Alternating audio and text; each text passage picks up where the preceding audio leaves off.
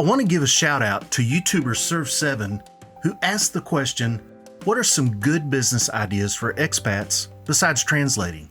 Now, I'm guessing he's probably talking about teaching English and those kinds of things as well.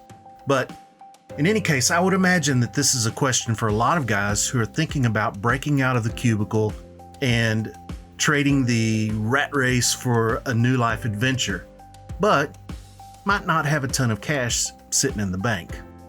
It's kind of like me. Welcome back to the G5 Philippines channel. Thank you for clicking in, and I hope you're having a great day. So yeah, when I began planning our move to the Philippines, I knew that I wanted a change of scenery, but I would also need to work. And just before I get into the work options for expats, I need to get this said and out of the way. Working in the Philippines, unless you have a very specialized skill, is not going to be an easy option. And as it should be, the Philippines is very protective of Filipino jobs and workers. Now, some of you will tell me that we can work if we have a permanent resident visa, and that's true. So let's say you do have a specialized skill. Even with the permanent resident visa, there's still going to be special work visas, permits, stuff like that that's required. And then the scale of economy here in the Philippines, jobs are not necessarily going to pay what you might be used to or want to or need to be paid. So really, working for a Philippines-based company does not necessarily offer much in the way of opportunity. Okay, so that being said, for me, I wanted to exit my 26-year run in corporate IT sales, but I wanted to find a use for my skills to generate income. And coming from a sales background, it was a natural transition for me to repurpose my sales skills to online marketing. So I work part-time with a handful of clients in the US doing their online marketing stuff. Okay, so let's get back to Serve7's question. And I do have a few suggestions, but first I wanted you to do a little bit of a thought exercise. And this is something I teach young people, but I think in this conversation it's actually relevant to us middle-agers. First off, you really want to consider your interests first. And what I mean by interest, I'm talking about your passions, your hobbies, whether it's golf or cars or whatever it is. If there is a way to monetize the thing that you're most passionate about, your hobby, then it'll never be work, right? And I know that I'm sort of sounding cliche here, but it's because it's true. So if you can somehow monetize the thing that you love the most, and I'll use photography as an example. I mean, that's something that you could easily monetize by different means, and I'll get into some of those things in just a minute. But, using photography, in my case, I'm really passionate about music, but I couldn't figure out a way to necessarily monetize what I do. So if you can't figure out a way to monetize your hobby, the thing that you love the most, then obviously the second thought process would be, converting your work background, the skills that you have, and monetizing those. Now, a lot of things will translate, some things may not. But in any case, I just wanted you to sort of think about this from that perspective. If you think about, number one, can I monetize my hobby, my passions, or, am I more or less stuck monetizing my 9-to-5 day job type background? Okay, so let's get into my suggestions. Now, I mentioned photography a second ago, and I think that's a perfect way to get into this. So let's just think about, ways that you can monetize. So photography is something that, you're traveling around the Philippines. There's beautiful sceneries. You take great photos.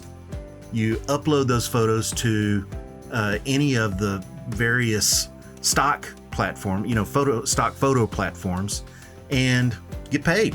So, that's one thing. Another thing, maybe you like doing crafts. You could make things and sell them online. I mean, for instance, you make little widgets of whatever type, you list them on eBay. There are shipping and logistics and things you have to think about, but that's something that you could do. Another idea would be, and this is something I've thought about many times, you could find Filipinos that make special craft items that you could buy and resell on eBay for a profit. Now, I'm not deep diving on these ideas necessarily, it's just offering some ideas to get you thinking. And another thing that I'm doing personally is I'm writing a blog. It's a website that's monetized by ads and affiliate partners. So again, if there's something that you're passionate about or you're extremely knowledgeable of, and you enjoy writing, of course, then maybe that's something that you could do. That can be a very good way to establish some passive income. And while my YouTube channel doesn't necessarily make enough money to live on, a lot of guys have made a niche for themselves talking about their life adventures here in the Philippines. I have a friend who has literally earned enough on YouTube to build his home. Another thing to consider would be doing freelance services. Maybe you're good at accounting or you have a computer skill. Like a friend of mine is a computer programmer. He could easily support himself working as a freelance programmer. But, there's many things. I've actually done fairly well doing voiceovers. So, voiceover work or video editing or audio or a number of different computer type. You can literally go and set up a profile on any of the platforms. There's Upwork.com, there's Fiverr.com, Freelancer.com. You go in there, you set up a profile, you list your job, your work skills. It works both ways. You can either scroll through job opportunities and put your, proposal in, or you can also, now that you're in the system, you can also receive invitations to bid or propose for those jobs. So this is a great way to land part-time or even full-time work. I've got a friend in Mindanao that has literally made his full-time living working via freelance, for companies in the US. And by the way, that's a great point. These platforms, they open you up to global opportunities, not just limited to the US. Next up, I do know of guys who have started business here in the Philippines, such as restaurants, for instance. Now, we talked a little bit earlier about work visas and permits and whether you're a permanent resident visa or not or whatever. But generally what these guys have done is they set the business up, under their wife, their Filipino national's name. So she's the owner of the business. And by the way, I'm a big fan. There's this retired military veteran here that he and his wife have run a successful American-style restaurant for many years. So it can definitely be done. I've even had ideas myself to buy into franchise food stands that would provide jobs for my Filipino family. And by the way, we'll be doing a live podcast where we go into more depth on this topic in the next week or two. So, as always, thank you for watching our videos.